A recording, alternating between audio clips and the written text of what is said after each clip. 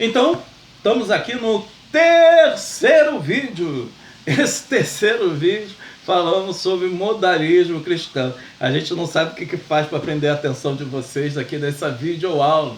Então, o modalismo cristão, ele acaba tendo como representante antigo, né, de uma maneira intelectual, que é Sabélio. E ele acaba sendo conhecido, né? Ele é um bispo do século III depois de Cristo, e ele foi discípulo de Noeto, que seria uma das pessoas que foi um dos patriarcas, né, de um grupo que é chamado Noecianos. Esse grupo, né, de Noecianos, eles acabam tendo uma fonte, né, de pensamento que é chamada na época de patripacianismo. O patripacianismo, quase que não sai, o patripacianismo, tem de falar 10 vezes esse nome para poder sair direitinho.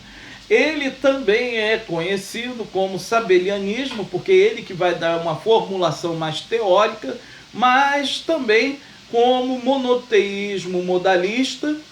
O próprio nome já diz, patripacianismo, que é onde o governo está sobre o pai, né? Unicismo, que é o que nós conhecemos hoje também, o monarquianismo modal, que é o que o livro acaba trazendo, ou simplesmente de modalismo, que seria a crença unicentista de Deus. Então, aonde que tem essas origens dentro do pensamento sabelianista? O sabelianismo histórico, ele acaba ensinando de maneira clara que Deus Pai era a única existência verdadeira de Deus. Uma crença que é conhecida como monoteísmo absoluto ou absolutista. Eles não enxergam uma variação.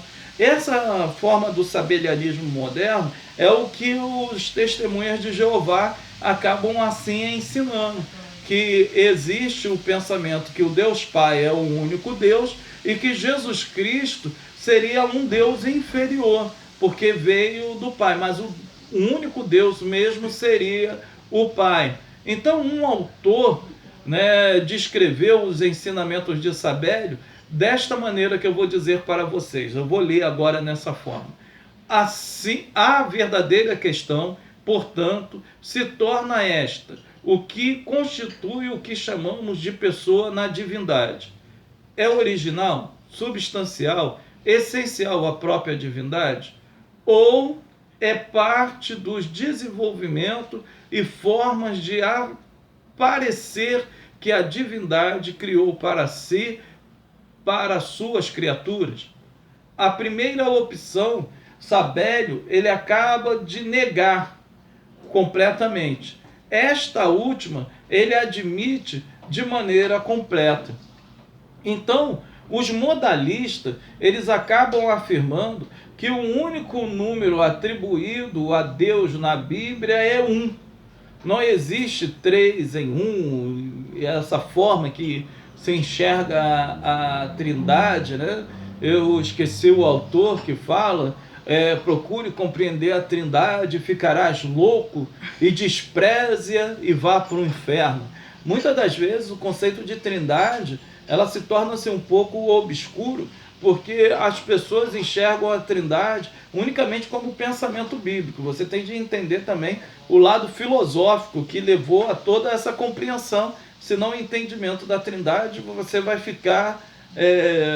você não vai ter um entendimento bem amplo. Então, não existe nenhuma trindade inerente atribuída a Deus segundo o pensamento dele. O número 3 nunca é mencionado na Bíblia com relação a 3 deuses, ou seja, Deus Pai, Deus Filho e Deus Espírito Santo. Só que quem compreende o ensinamento da Trindade, ele nunca ora dessa maneira, reza, pede, né? Seja lá o que for, o andamento que for. Ele nunca vai pedir ao Deus Pai, Deus Filho e ao Deus Espírito Santo, porque não são 3 deuses, são 3 pessoas. né, ao Pai, ao Filho e ao Espírito Santo. É assim que Jesus se refere.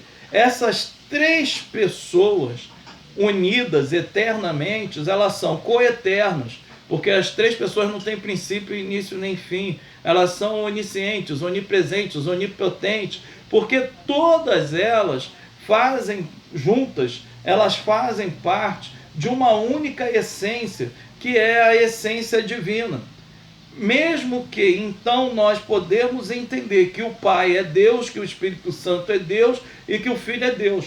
Todavia, se eu tiro o Filho, não existe mais a essência divina, porque a essência divina ela é composta de três pessoas. Então, se o Filho retirado não é, a mesma coisa acontece com o Espírito e com o Pai. Todavia, o Pai não é o Filho, o Pai não é o Espírito Santo Santo não é o Pai, o Espírito Santo não é o Filho não é o Espírito Santo e o Filho também não é o Pai.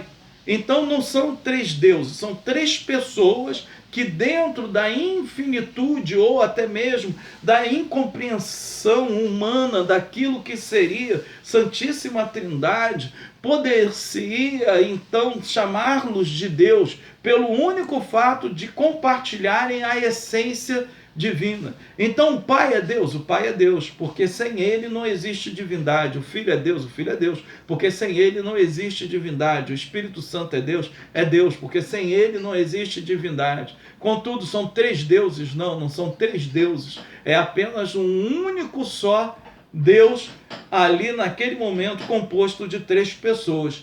Então, dentro dessa explicação, iremos voltar então naquilo que é baldrameado para o sabelianismo. O sabelianismo, então, ele começa a fazer a sua manifestação dentro desta perspectiva, aonde o número 3 não é encontrado nas escrituras sagradas, mas apenas um. Então eles continuam a falar, o número 3 sempre aparece como manifestação divina, ou seja, Deus Pai, o Filho e o Filho de Deus, que é o único unigênito, e o Espírito Santo de Deus. Então eles não vão enxergar de maneira nenhuma que o Filho é Deus. Ele acha que o Filho é filho de Deus. O Espírito Santo não é Deus, mas o Espírito Santo é Espírito de Deus.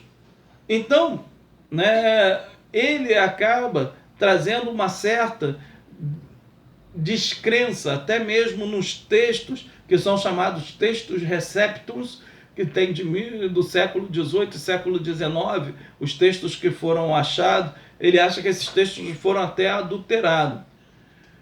Contudo, já os trinitarianos, que são aqueles que acreditam, como nós, nos três membros da Santíssima Trindade, nós acreditamos que a Trindade está presente nos seres que aparentemente distintos no batismo de Jesus Cristo.